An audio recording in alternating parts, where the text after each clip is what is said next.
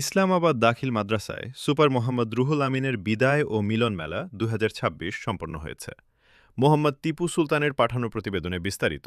নড়াইলের ইসলামাবাদ দাখিল মাদ্রাসার সুপার জনাব মোহাম্মদ রুহুল আমিনের অবসরজনিত বিদায় সংবর্ধনা ও প্রাক্তন নতুন ছাত্রছাত্রীদের মিলন মেলা ২০২৬ অনুষ্ঠিত হয়েছে।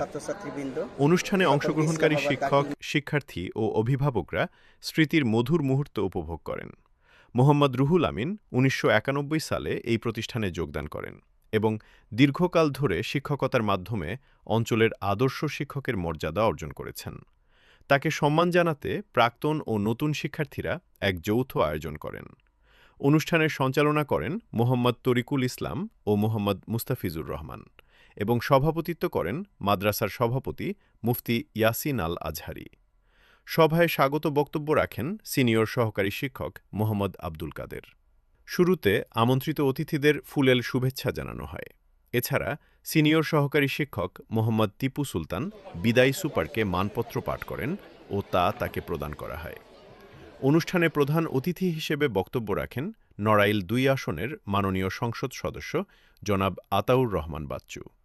বিশেষ অতিথি ছিলেন জেলা শিক্ষা অফিসার মোহাম্মদ মহিউদ্দিন। নড়াইল সদরের সাবেক উপজেলা চেয়ারম্যান ও প্রতিষ্ঠাতা মোহাম্মদ আজিজুর রহমান ভূঁইয়া, উপজেলা মাধ্যমিক শিক্ষা অফিসার মোহাম্মদ আনোয়ার হোসেন এবং উপজেলা একাডেমিক সুপারভাইজার সজল বিশ্বাস। প্রাক্তন ও নতুন শিক্ষার্থীরা কবিতা, গজল ও বক্তৃতার মাধ্যমে অনুষ্ঠানকে প্রাণবন্ত ও হৃদয়গ্রাহী করে তোলে। বিদায়ী সুপারকে শিক্ষক, শিক্ষার্থী, অভিভাবক ও এলাকাবাসীর পক্ষ থেকে উপহার প্রদান করা হয়। এছাড়া আমন্ত্রিত অতিথিদের ক্রেস্ট প্রদান করে সম্মান জানানো হয়। শেষে সুপার মহোদয়কে একটি সুসজ্জিত গাড়িতে বরণ করে আনুষ্ঠানিকভাবে বিদায় জানানো হয়।